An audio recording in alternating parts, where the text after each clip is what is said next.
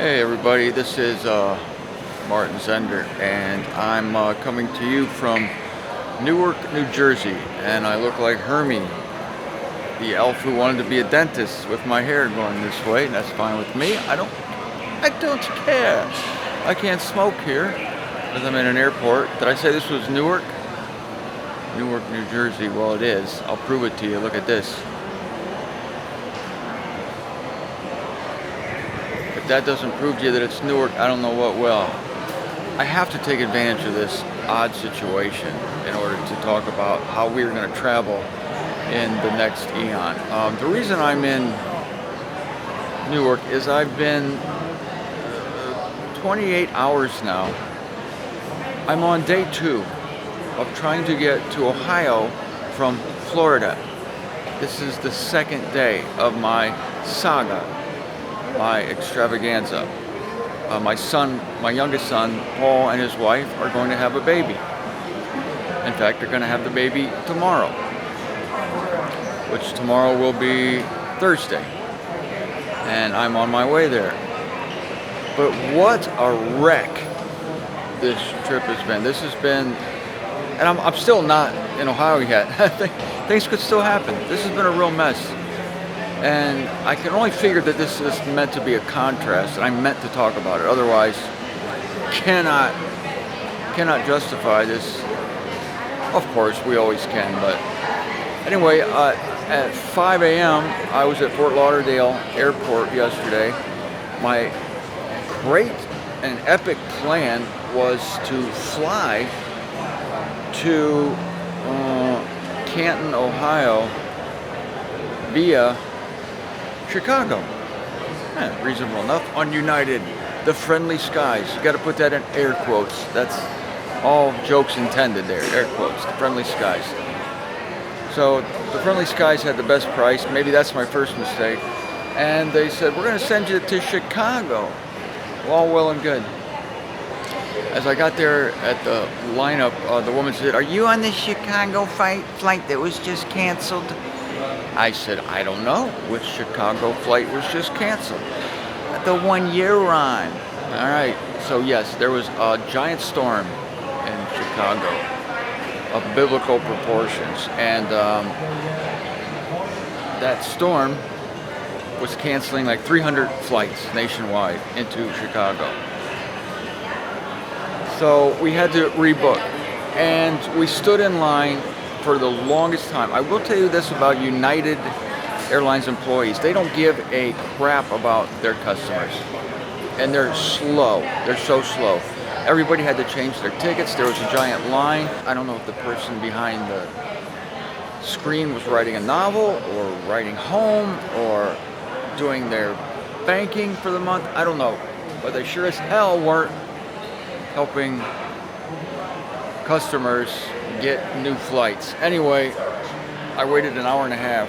When I finally got up there, they said, this is what happened. The woman said, oh boy, we might have to not get you out till tomorrow. I said, no, I really want to get out today. Oh, she says, while we were speaking, a flight came up. There's an opening. We're going to send you to Newark. Well, what could be better than sending you to Newark? But then you can connect from Newark to Akron-Canton. You won't be able. I was supposed to leave at 6:30 a.m., but now I wasn't going to be able to leave till 1 p.m. So I took an Uber home. I live 5 minutes from the Fort Lauderdale Airport, and I was going to get to Ohio at 2 p.m. via Chicago, but now I was going to get there at 4 p.m. via Newark. Not a problem, except for one thing: the storm that was in Chicago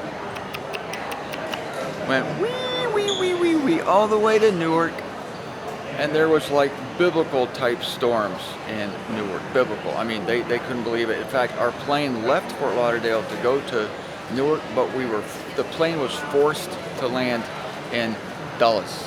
That's right, Dulles, Washington D.C. Forced to land there, and this was around 5 o'clock. At midnight, we still hadn't left. That's right. We boarded the plane 3 times. We went on the plane, buckled up, we can't leave. Went back into the airport, came out again a second time. buckled up. No. I know that the oxygen mask will fall down in case of a pressure drop. I know how to put a seatbelt on. I know. But they have to tell you anyway.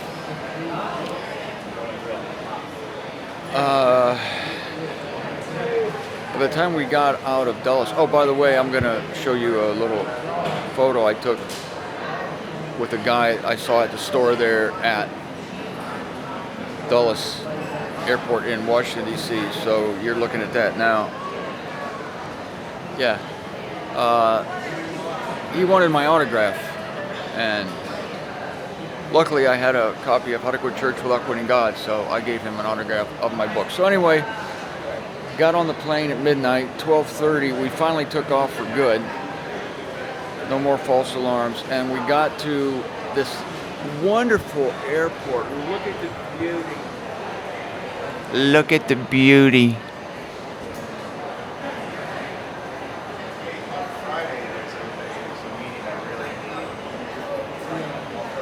We got to this airport at 1:30 a.m. And then, because of the United Airlines dedication to customer service, I waited 2 hours from 1:30 a.m. to 3:30 a.m.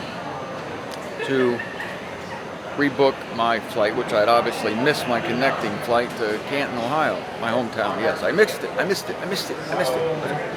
Well, all right. So now it was 3:30 a.m. Nearly 24 hours since I started this extravaganza, and my new flight was not until 3 p.m. 3 p.m. So it was 3:30 a.m. at the time, so I figured I needed some sleep. So I never slept on an airport floor before, so it was the first time for everything. So I used my handy dandy little bag here. See that? I used that as a pillow, and I used this jacket as a tent. I put it over my head. I was in like a little cozy little tent. Oh, it was so cozy and nice. But unfortunately, I was kind of camped on the floor. Like I was like here, see? And this other guy was like on the seats. And I thought I was far enough away from the guy on the seats. But during the night, the guy on the seats, his little legs slipped off the little seats. And he was wearing army boots. And they landed on my head. I awoke with a start. I'll include a picture. I took a picture while the guy was still sleeping of his epic army boots that clobbered me in the head at probably 4:30 a.m. Anyway, I woke up after an hour of sleep, and now I'm waiting for my flight. I still have I think it's 10. I still have like 4 hours to wait here. So I wanted to make a video for you. So that's the introduction. I thought I liked airports, but I'm really getting tired of all the George Jetson type stuff. I mean, look at this. You know, I mean, yes, outside it looks primitive, but they got all this George Jetson type space age stuff. Bam, bam, bam,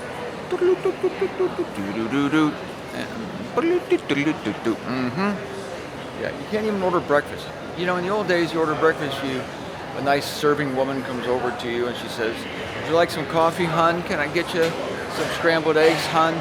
No, now you have computers at the table, and you have to type in what you want on the computer, and you have to calculate the gratuity before you've even been served. How the hell do you know what kind of tip you want to get? You haven't been served yet. So that was irritating. I'm an old school guy, and some guy across from me didn't know how to work the thing at all. I was somewhat able to work my way through it. I gave him my Jetsons analogy, and he says he was more like a Flintstone guy. Yes, me too, me too. I'm a Flintstone guy. Oh, yeah. Modern Stone Age family. So there's the contrast. Now, people ask me, Martin, people are upset when they find out that they're going to be in heaven, and they don't think they're going to be able to come back here on earth. Folks, you have no idea the lack of impediments we're going to have for travel. The lack of impediments. The lack of them. Hey. And so that is, we will be able at will to come to earth when we want to. I don't care if it's the millennial earth or the new earth, whichever earth you want, that's the earth you'll be able to come down to. and it'll be easy. Some people think we'll be able to move at the speed of thought. Why not? I think the only thing separating us between like point A and point B is time. And if we're going to be changed, our bodies are going to be changed at a molecular structure, at the molecular level, and then we're going to be as light. In fact, Paul compares our new bodies to the celestial bodies like the sun and the stars. So that gives us a hint, I think, that our bodies will be sustained from within. They will be light-like, and we know that light travels at an incredibly fast speed, 93 million miles a second or something like that. Yeah, it's pretty quick. So why wouldn't we be able to travel that fast, if not faster? So believe me, you're going to be impressed at how easy it is to travel. And I just thought this whole trip, which is still ongoing, I still don't know if I'm going to get home at 4. Probably going to be a big storm in Ohio, and they're going to divert us to, Lubbock, Texas or something, or Brownsville, or Sacramento. Anyway, I think God is doing this with all of us, setting us up with the contrast. I've never taken this long, over a day. This is day 2 of a simple 3-hour flight. It's a 3-hour flight. I was telling my sister that, and she said, a 3-hour tour, a 3-hour tour. I said, yeah, great analogy. Great analogy. Very appropriate.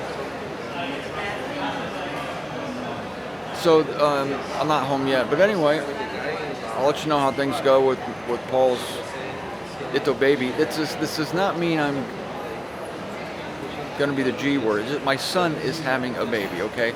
But if you think that makes me the G word, I'm not buying into that at all. That will not happen. I am picking out alternative terms. I haven't run this past Paul yet, but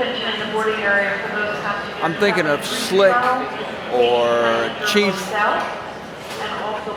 or daddy-o, big daddy, but not the G word. No, I'm not that old. It doesn't happen. My son is gonna, his wife of my son, otherwise known as my daughter-in-law, is going to have a baby, yes, but just get that G word out of your mind. Out of your mind.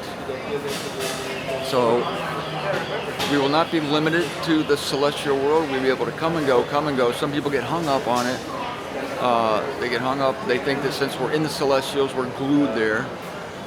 On the other hand, the Israel saints, I think they are glued to the earth during the millennium. Yes, they don't have bodies suited to the celestial realm. We will, because that's our native realm. You see, the celestial world is our native realm. So we have bodies suited to that realm. Now, when you go into the celestial realm, you have to travel in a tin can. You have to have a pressurized suit. Even in the crafts that I was in yesterday, the metal tubes, they're pressurized. You can't go up above a certain altitude without supplemental oxygen. What is it, 25,000 feet? I don't know. This really nice black woman was seated next to me. I'll show you a picture of her too. She was traveling with a black garbage bag for a suitcase. And she didn't seem to have too much in the way of money, so I bought her food on the plane, and I had a couple little whiskey bottles. Boy, was she happy to see those. She was laughing at me because I was taking a nip of my Maker's Mark, my little travel size, and she goes, "Woo, woo." She was so happy, and I said, I'll hook you up. So as soon as we reached cruising altitude, I hooked her up with a couple of those. She was happy. Then I got her a meal, and I was listening to some songs on my headphones, and I knew I had some songs there that she would like. Her name was Jean, probably still is, and I gave her KC and the Sunshine Band song. I'm your boogeyman. That's what I am. And I put that on for her, and she absolutely went crazy. I had to tell her, keep it down, but she's going like this and singing it at the top of her lungs because she can't hear herself sing. I had to control that woman, let me tell you this. yeah, and she was very vociferous, very loud, very interesting character. We hung out together actually. We got some French. I got us some French fries and a Coke while we had our 3 boardings in Dulles and